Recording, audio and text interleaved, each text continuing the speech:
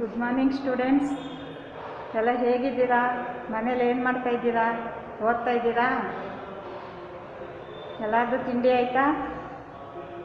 ಇವತ್ತು ನಾವು 10ನೇ ತರಗತಿಯ 15ನೇ ಪಾಠ ಕರ್ನಾಟಕ ಸಂಪದ ಅದ್ರ ಬಗ್ಗೆ ಪರಿಚಯವನ್ನು ಮಾಡಿಕೊಳ್ಳೋಣ ಸಂಕ್ಷಿಪ್ತವಾಗಿ. ಮೊದಲಿಗೆ ಪಾಠ आशय. जननी जन्मभूमिश्च स्वर्गादपि गरीयसी. प्रत्येक व्यक्ति का अपनी जन्मभूमि से अनुराग और उस पर अभिमान करना सहज है. कर्नाटक हमारी जन्मभूमि है. यहाँ की प्राकृतिक सुषमा, साहित्यिक वैभव और ज्ञान विज्ञान क्षेत्र की प्रगति अपार है. देश विदेश के लोग यहाँ की तकनीकी के विकास की मुक्त कंठ से प्रशंसा करते हैं. इस संदर्भ में प्रस्तुत पाठ अत्यंत प्रासंगिक एवं सार्थक है. ಹೀಗಾಗಿ ಈ ಪಾಠದ ಲೇಖಕರು ಸಂಕಲಿತರು. ಈ ಪಾಠದಲ್ಲಿ ನಾವು ಕರ್ನಾಟಕದ ವೈಭವವನ್ನು ತಿಳ್ಕೊಳ್ತಾ ಹೋಗ್ತೀವಿ. ಮೊದಲಿಗೆ ಜನನಿ ಜನ್ಮಭೂಮಿಶ್ಚ ಸ್ವರ್ಗಾದಪಿ ಗರೀಯಸಿ. ಹಾಗೆ प्रत्येक व्यक्ति का अपनी जन्मभूमि से अनुराग और उस पर अभिमान करना सहज है.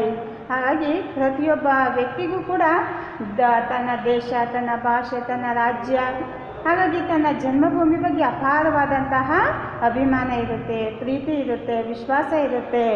ಹಾಗಾಗಿ ಕರ್ನಾಟಕ ಹಮಾರಿ ಜನ್ಮಭೂಮಿ ಹೈ. ಕರ್ನಾಟಕ ನಮ್ಮ ಜನ್ಮಭೂಮಿ. यहाँ की ಪ್ರಾಕೃತಿಕ ಸುಷ್ಮಾ, ಇಲ್ಲಿನ ಪ್ರಕೃತಿ ಸೌಂದರ್ಯ ತುಂಬ ಸುಂದರವಾಗಿದೆ. ಸಾಹಿತ್ಯಿಕ ವೈಭವ, ಸಾಹಿತ್ಯ ಕ್ಷೇತ್ರದಲ್ಲಿ ಮತ್ತು ಜ್ಞಾನ ವಿಜ್ಞಾನ ಕ್ಷೇತ್ರದಲ್ಲಿ ಹೆಚ್ಚಿನ ಪ್ರಗತಿಯನ್ನು ನಾವು ನೋಡ್ಬೋದು. ದೇಶ ವಿದೇಶಕ್ಕೆ ಲೋಗ್, ಇಲ್ಲಿ ನಮ್ಮ ಕರ್ನಾಟಕದಲ್ಲಿ ದೇಶ ವಿದೇಶದ ಜನರು ಬಂದು ಇಲ್ಲಿನ ಉದ್ಯೋಗವನ್ನು ಅವಲಂಬಿಸಿಕೊಂಡಿದ್ದಾರೆ. ಹಾಗೆ ಎಷ್ಟೋ ಮಹಾನ್ ವ್ಯಕ್ತಿಗಳು ಕರ್ನಾಟಕದ ವೈಭವವನ್ನು, ಇಲ್ಲಿನ ಇತಿಹಾಸವನ್ನು ನೋಡಿ ಮುಕ್ತ ಕಂಠದಿಂದ ಪ್ರಶಂಸೆಯನ್ನು ವ್ಯಕ್ತಪಡಿಸಿದ್ದಾರೆ ಅಂತ ಹೇಳ್ಬೋದು.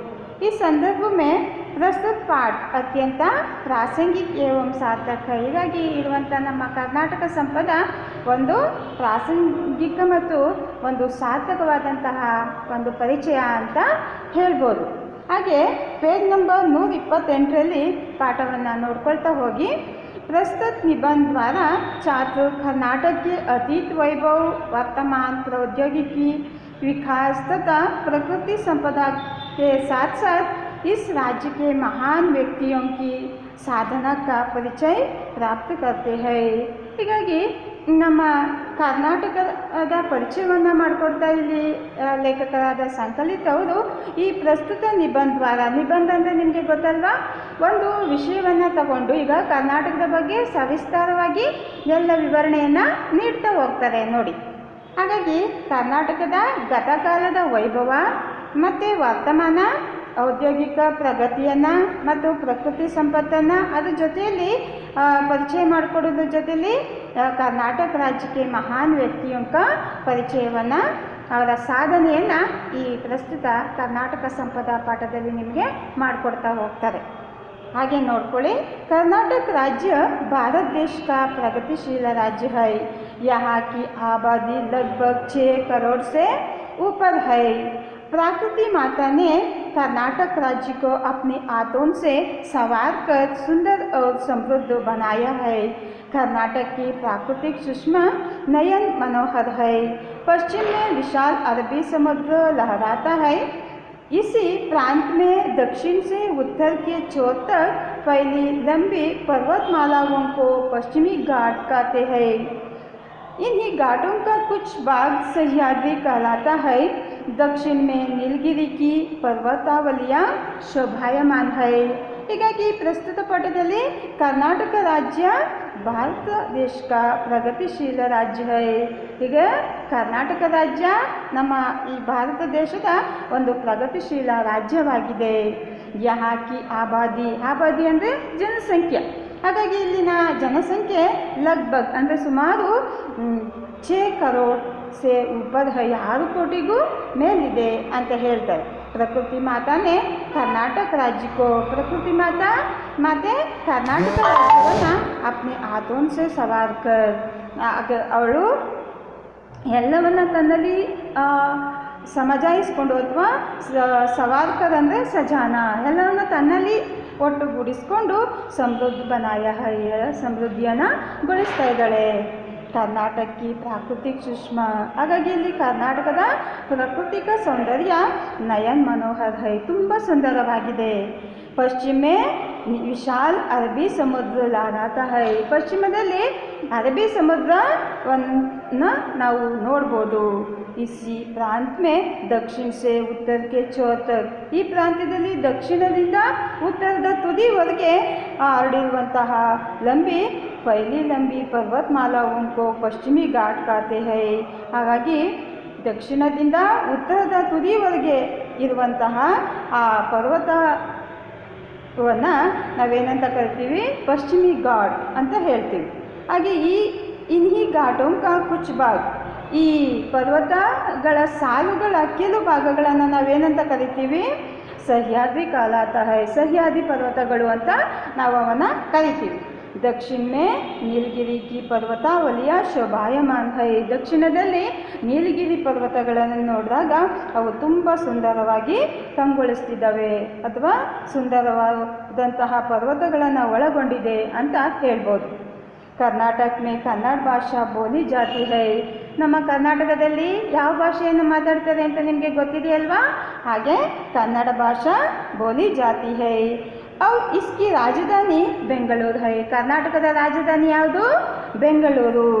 यहाँ देश विदेश के लोग आकर बस गए हैं, ಕರ್ನಾಟಕದಲ್ಲಿ ಹಲವಾರು ಬೇರೆ ಬೇರೆ ದೇಶಗಳಿಂದ ಬಂದು ಜನರು ಉದ್ಯೋಗವನ್ನು ಅವಲಂಬಿಸಿ ಇಲ್ಲಿ ವಾಸ ಮಾಡ್ತಾ ಇದ್ದಾರೆ. बेंगलुरु शिक्षा का ही नहीं बल्कि बड़े बड़े उद्योग धंधों का भी केंद्र है, ಬೆಂಗಳೂರು ಶಿಕ್ಷಣಕ್ಕೆ ಮಾತ್ರವಲ್ಲದೆ ದೊಡ್ಡ ದೊಡ್ಡ ಕಾರ್ಖಾನೆಗಳನ್ನು ಕೂಡ ಒಳಗೊಂಡಿದೆ.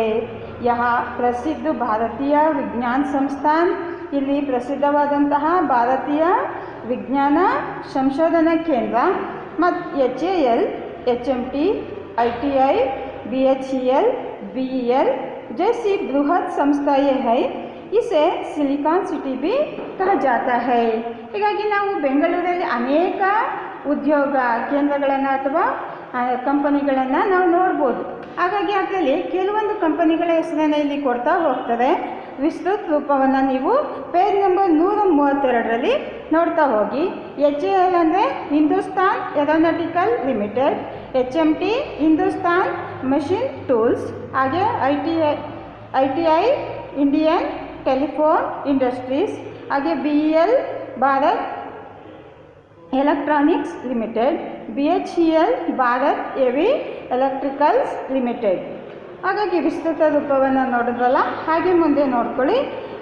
Sir CV Raman, sir M Visvesvaraya, doctor CNR Rao, doctor Shakuntala Devi जैसी दिग्गजों ने वैज्ञानिक तथा प्रौद्योगिकी के क्षेत्र में नारायण मूर्ति ने अपनी महत्तर उपलब्धियों से कर्नाटक को विश्व पटल पर अंकित किया है.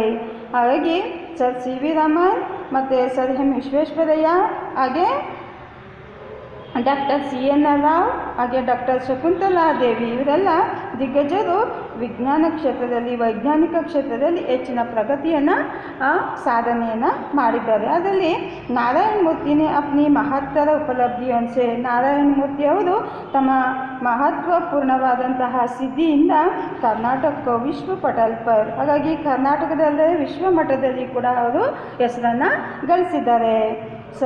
ಸನ್ 2013 ಮೇ 2013ರಲ್ಲಿ ಡಾಕ್ಟರ್ CNR ರಾವ್ ಅವರಿಗೆ ಸರ್ವೋಚ್ಚ ಪುರಸ್ಕಾರವಾದಂತಹ ಭಾರತ ರತ್ನ ಪ್ರಾಪ್ತುವ ಹೈ, ಅವ್ರಿಗೆ ಭಾರತ ರತ್ನ ಪ್ರಶಸ್ತಿ ಬಂದಿದೆ. यहाँ सोना, तांबा, लोहा आदि कई प्रकार की उपयोगी धातुओं मिलती है. ಹೀಗಾಗಿ ನಮ್ಮ ಕರ್ನಾಟಕದಲ್ಲಿ ಹಲವಾರು ಚಿನ್ನ, ಕಂಚು, ತಾಮ್ರ, ಹಲವಾರು ಪ್ರಕಾರದ ಉಪಯೋಗಿ ವಸ್ತುಗಳು ನಮ್ಮ ಕರ್ನಾಟಕದಲ್ಲಿ ದೊರೆಯುತ್ತೆ. ಭದ್ರಾವತಿ ಮೇ ಕಾಗಜ್, ಲೋಹೆ और इस्पात के बड़े कारखाने है.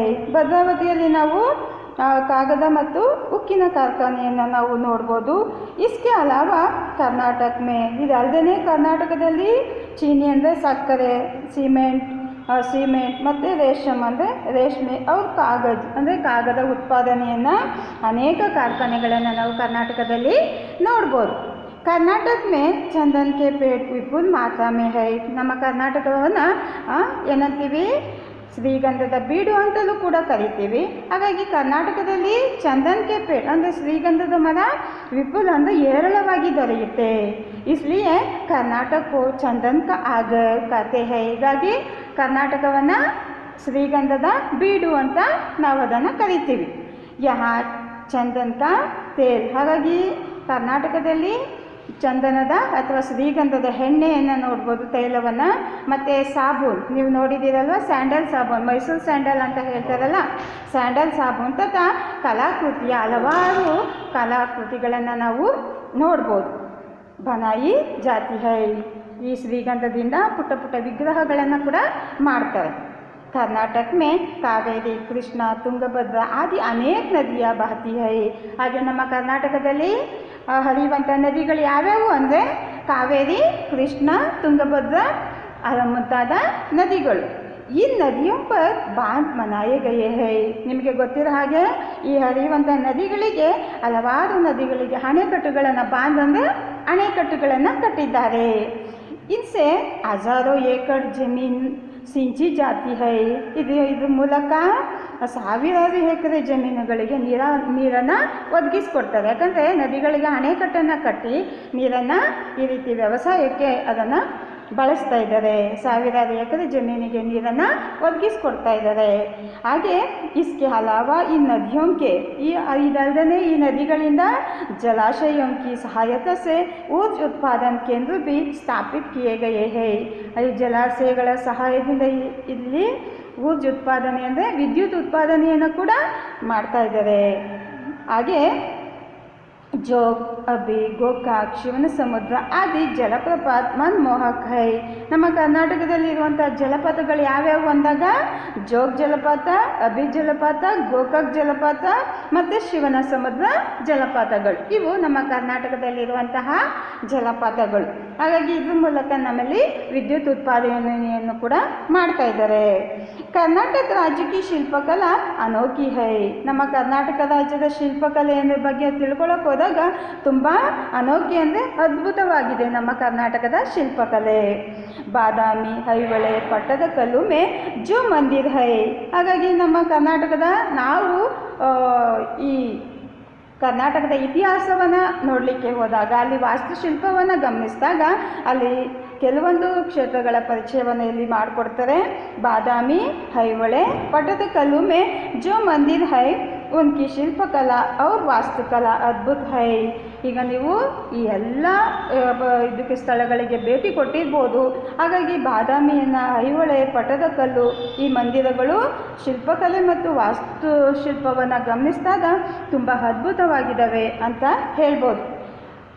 आगे ಬೇಲೂರು, ಹಳೇಬೀಡು, ಸೋಮನಾಥ್ಪುರ್ के मंदिरों में पत्थर की जो मूर्तियाँ है. ಹಾಗೆ ನೀವು ಬೇಲೂರು, ಹಳೇಬೀಡು, ಸೋಮನಾಥ್ಪುರ ಮಂದಿರಗಳಿಗೆ ನೀವು ಭೇಟಿ ಕೊಟ್ಟಾಗ ಅಲ್ಲಿರುವಂತಹ ಪತ್ತರ್ ಕಿ ಜೋ ಮೂರ್ತಿ ಅಂದರೆ ಆ ಕಲ್ಲಿನ ಮೂರ್ತಿಗಳು ವೇ ಸಜೀವ ಲಗ್ತಿ ಹೈ. ಈಗಲೂ ಕೂಡ ಜೀವಂತವಾಗಿದ್ದಾವೆ. ಅಷ್ಟು ಸುಂದರವಾದ ಕೆತ್ತನೆಯನ್ನು ಅಲ್ಲಿ ಮಾಡಿದ್ದಾರೆ.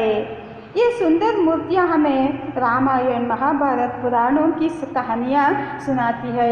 ಹೀಗಾಗಿ ಈ ಸುಂದರ ಮೂರ್ತಿಗಳನ್ನು ನಾವು ನೋಡಿದಾಗ ಅವು ನಮಗೆ ರಾಮಾಯಣ ಮತ್ತು ಮಹಾಭಾರತದ ಕಥೆಗಳನ್ನು ಅವು ನಮಗೆ ತಿಳಿಸ್ಕೊಡ್ತವೆ.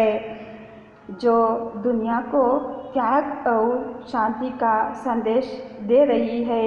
ಈಗ ನಾವು श्रवणबेळगोಳ में 57 फुट ऊंची ಗೊಮ್ಮಟೇಶ್ವರ की ಏಕಶಿಲಾ ಪ್ರತಿಮಾ है. ಈಗ ಶ್ರವಣಬೆಳಗೊಳಕ್ಕೆ ನಾವು ಭೇಟಿ ನೀಡಿದಾಗ ಅಲ್ಲಿ ಸುಮಾರು 57 ಅಡಿ ಎತ್ತರವಿರುವಂತಹ ಏಕಶಿಲಾ ಪ್ರತಿಮಾ ಗೊಮ್ಮಟೇಶ್ವರ का मूर्ति ಇದು ದುನಿಯಾ ಕೋ ತ್ಯಾಗ್ और ಶಾಂತಿ का ಸಂದೇಶ ದೇ ರಹಿ ಹೈ. ಈ ಜಗತ್ತಿಗೆ ಅಥವಾ ಈ ಪ್ರಪಂಚಕ್ಕೆ ತ್ಯಾಗ ಮತ್ತು ಶಾಂತಿಯ ಸಂದೇಶವನ್ನು ನೀಡುತ್ತೆ. ಹಾಗೆ बीजापुर के गोल गुंबज की विस्परिंग गैलरी वास्तुकला का अद्वितीय दृष्टांत है. ಹಾಗೆ ನಾವು ಈ ಬಿಜಾಪುರದ ಗೋಲ್ ಗುಂಬಜನ್ನು ನೋಡಿದಾಗ ಅಲ್ಲಿ ವಿಶ್ವರಿಂಗ್ ಗ್ಯಾಲರಿ ಅಂದರೆ ಪಿಸುಮಾತ್ ಒಂದು ಸಲ ನಾವು ಹೇಳಿದಾಗ ಅದು ಪ್ರತಿಧ್ವನಿಸುತ್ತೆ, ಅದನ್ನು ನೀವು ನೋಡ್ಬೋದು। ಮೈಸೂರು ಕಾ ರಾಜಮಹಲ್ ಕರ್ನಾಟಕ ವೈಭವ ಕಾ ಪ್ರತೀಕ್ ಹೈ, ಮೈಸೂರಿನ ರಾಜಮಹಲ್ ಕರ್ನಾಟಕದ ವೈಭವದ ಒಂದು ಪ್ರತೀಕವಾಗಿದೆ। ಹಾಗೆ ಪ್ರಾಚೀನ सेंट फिलोमिना चर्च, जगनमोहन राजमहल आर्ट गैलरी का पुरातत्व वास्तु ಸಂಗ್ರಹಾಲಯ ಅತ್ಯಂತ ಆಕರ್ಷಣೀಯ ಹೈ। ಈಗ ಮೈಸೂರಿಗೆ ನೋಡಿದಾಗ ಮೈಸೂರಲ್ಲಿರುವಂತಹ ರಾಜಮಹಲ್ ಇದು ಕರ್ನಾಟಕದ ವೈಭವದ ಒಂದು ಪ್ರತೀಕವಾಗಿದೆ।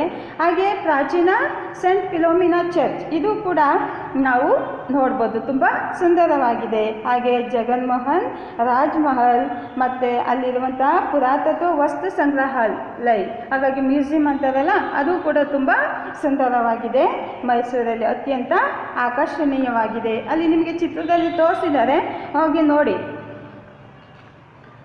ಹಾಗೆ गंगा, कदंब, राष्ट्रकूट, चालुक्य, वैसळ, वडेयर आदि राजवंशजों ने तथा कृष्णदेवराय, मदकरी नायक, रानी अब्बक्का देवी, कित्तूर चेन्नम्मा, टिप्पू सुल्तान, आदिल शाह जैसे शासकों ने कर्नाटक राज्य को श्रीवृद्धि में अपना महत्वपूर्ण योगदान दिया है।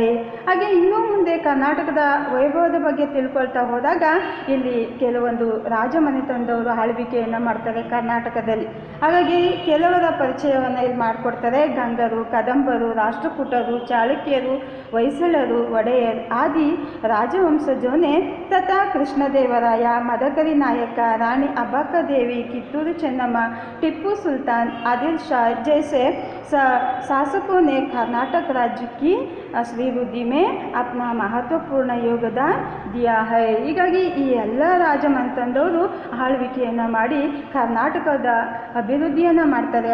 ಅನೇಕ ರಾಜರು ಗುಡಿ ಗೋಪುರಗಳನ್ನು ಕಟ್ಟಿಸ್ತಾರೆ ಮತ್ತು ಕರ್ನಾಟಕದ ವಾಸ್ತುಶಿಲ್ಪವನ್ನು ಅಭಿವೃದ್ಧಿಗೊಳಿಸ್ತಾರೆ। आगे कर्नाटक के अनेक साहित्यकारों ने सारे संसार में कर्नाटक की कीर्ति फैलाई है। ಹಾಗೆ ಕರ್ನಾಟಕದ ಅನೇಕ ಸಾಹಿತ್ಯಕಾರರ ಪರಿಚಯವನ್ನು ನಾವು ನೋಡಿದಾಗ ಸಾಹಿತ್ಯಕಾರರು ಸಾರೇ ಸಂಸಾರನೇ ಅವ್ರೇನು ಮಾಡ್ತಾರೆ, ಇಡೀ ಅವರ ಜೀವನ ಪರ್ಯಂತ ಏನು ಮಾಡ್ತಾರೆ, ಅವರು ಕರ್ನಾಟಕಿ ಕೀರ್ತಿ ಫೈಲಾಯಿ ಹೈ, ಹಾಗಾಗಿ ಕರ್ನಾಟಕದ ಕೀರ್ತಿಯನ್ನು ಇಡೀ ಜಗತ್ತಿನಾದ್ಯಂತ ಹರಡುತ್ತಾರೆ। ಹಾಗೆ ವಚನಕಾರ ಬಸವಣ್ಣ ಕ್ರಾಂತಿಕಾರಿ ಸಮಾಜ ಸುಧಾರಕ ಹೈ, ನಿಮಗೆ ಗೊತ್ತಿರ್ಬೋದು ಬಸವಣ್ಣ ಅಕ್ಕ ಮಹಾದೇವಿಯವರ ವಚನಗಳ ಮೂಲಕ ಸಮಾಜ ಸುಧಾರಕರಾಗಿದ್ದರು। ಅವರು ಇದ್ರ ಮೂಲಕ ಸಂದೇಶವನ್ನು ಜನರಿಗೆ ತಿಳಿಸ್ತಾರೆ। आगे अक्का महादेवी, अल्लामा प्रभु, सर्वज्ञ जैसे अनेक संतों ने अपने अनमोल वचनों द्वारा प्रेम, दया और धर्म की सीख दी है। ಹಾಗಾಗಿ ವಚನಕಾರ ಬಸವಣ್ಣ, ಅಕ್ಕ ಮಹಾದೇವಿ, ಅಲ್ಲಮ ಪ್ರಭು, ಸರ್ವಜ್ಞ ಈ ಎಲ್ಲ ಸಂತರು ಕೂಡ ಅವರ ವಚನಗಳ ಮೂಲಕ ಪ್ರೇಮ, ದಯಾ ಅವ್ರ ಧರ್ಮದ ಬಗ್ಗೆ ನೀತಿಯನ್ನು ಸಂದೇಶವನ್ನು ನೀಡ್ತಾರೆ। ಹಾಗೆ ಪುರಂದರದಾಸ್, ಕನಕದಾಸ್ ಆದಿ ಭಕ್ತ ಕವಿಗಳಲ್ಲಿ ಬಂದಾಗ ಪುರಂದರದಾಸರು, ಕನಕದಾಸರು ಮತ್ತು ಇವರೆಲ್ಲ ಭಕ್ತ ಕವಿಗಳು ತಮ್ಮ ಭಕ್ತಿ, ನೀತಿ, ಸದಾಚಾರಕ್ಕೆ ಗೀತ್ ಗಾಯೆ ಹೈ, ಭಕ್ತಿಯನ್ನು, ನೀತಿಯ ಮತ್ತು ಸದಾಚಾರದ ಬಗ್ಗೆ ಹಲವಾರು ಗೀತೆಗಳನ್ನು ಹೇಳಿದ್ದಾರೆ। ಹಾಗೆ ಪಂಪ, रन्ना, पन्ना, कुमारव्यास, हरिहर, राघवांक आदि ने महान काव्यों की रचना कर कन्नड़ साहित्य के समृद्ध बनाया है। ಹೀಗಾಗಿ ಪಂಪ ಆಗಿರ್ಬೋದು, ರನ್ನ ಆಗಿರ್ಬೋದು, ಪೊನ್ನ ಆಗಿರ್ಬೋದು, ಇವರೆಲ್ಲ ಆದಿಕವಿ ಅಂತ ಹೇಳ್ತಾರೆ। ಇವರು हरिहर, राघवांक आदि ने महान काव्यों की रचना कर कन्नड़ साहित्य को समृद्ध बनाया। ಹಲವಾರು ಮಹಾನ್ ಕಾವ್ಯಗಳನ್ನು ರಚನೆ ಮಾಡಿ ಕನ್ನಡ ಸಾಹಿತ್ಯವನ್ನು ಸಮೃದ್ಧಿಗೊಳಿಸಿದ್ರು। ಹಾಗೆ आधुनिक काल के साहित्यकार कुवेंपु, दारा बेंद्रे, शिवराम कारंत, मास्ती वेंकटेश अयंगर, विक्रु गोकर, यूआर अनंतमूर्ति, गिरीश कार्नाड और चंद्रशेखर कंबर ज्ञानपीठ पुरस्कार से अलंकृत है। हालांकि आधुनिक ಪ್ರಮುಖ ಕಾಲದ ಸಾಹಿತ್ಯಕಾರರ ಬಗ್ಗೆ ನಾವು ಪರಿಚಯವನ್ನು ಮಾಡಿಕೊಟ್ಟಾಗ ಇವರೆಲ್ಲ ಜ್ಞಾನಪೀಠ ಪ್ರಶಸ್ತಿಯನ್ನು ಪಡ್ಕೊಂಡಿರುವಂತಹ ಸಾಹಿತ್ಯಕಾರರು. ಅದರಲ್ಲಿ ಕುವೆಂಪು, ದ ರಾ ಬೇಂದ್ರೆ, ಶಿವರಾಮ್ ಕಾರಂತ್, ಮಾಸ್ತಿ ವೆಂಕಟೇಶ ಅಯ್ಯಂಗಾರ್, ವಿಕ್ರು ಗೋಕಾಕ್, ಯು ಆರ್ अनंतमूर्ति, गिरीश कार्नाड और चंद्रशेखर कंबर ज्ञानपीठ पुरस्कार से अलंकृत है। यह कन्नड़ भाषा, संस्कृति तथा कर्नाटक के लिए गौरव का विषय है. ಹೀಗಾಗಿ ಇದು ನಮ್ಮ ಕನ್ನಡ ಭಾಷೆಯ ಸಂಸ್ಕೃತಿ ಮತ್ತು ಕನ್ನಡಕ್ಕೆ ಹೆಚ್ಚಿನ ಗೌರವವನ್ನು ತಂದುಕೊಟ್ಟಂಥ ವ್ಯಕ್ತಿಗಳು. ಹಾಗಾಗಿ ನಿಮಗೆ ಈ ಪಾಠದಲ್ಲಿ ಕರ್ನಾಟಕದ ಇತಿಹಾಸದ ಬಗ್ಗೆ, ಕರ್ನಾಟಕದ ಸಾಹಿತ್ಯಕಾರರ ಬಗ್ಗೆ ಮತ್ತು ವಚನಕಾರರ ಬಗ್ಗೆ ಮತ್ತು ಕರ್ನಾಟಕದಲ್ಲಿರುವಂಥ ಪ್ರಕೃತಿ ಸೌಂದರ್ಯದ ಬಗ್ಗೆ ವಿವರಣೆಯನ್ನು ನೀಡಿಕೊಡ್ತಾ ಲೇಖಕರು ನಮ್ಮ ಇಡೀ ಕರ್ನಾಟಕದ ಗತ ವೈಭವದ ಪರಿಚಯವನ್ನು ಮಾಡಿಕೊಟ್ಟಿದ್ದಾರೆ.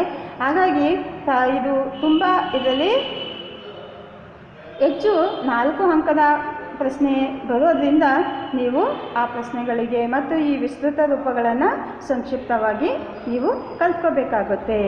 ಎಲ್ಲರಿಗೂ ಧನ್ಯವಾದಗಳು ಮಕ್ಕಳೇ.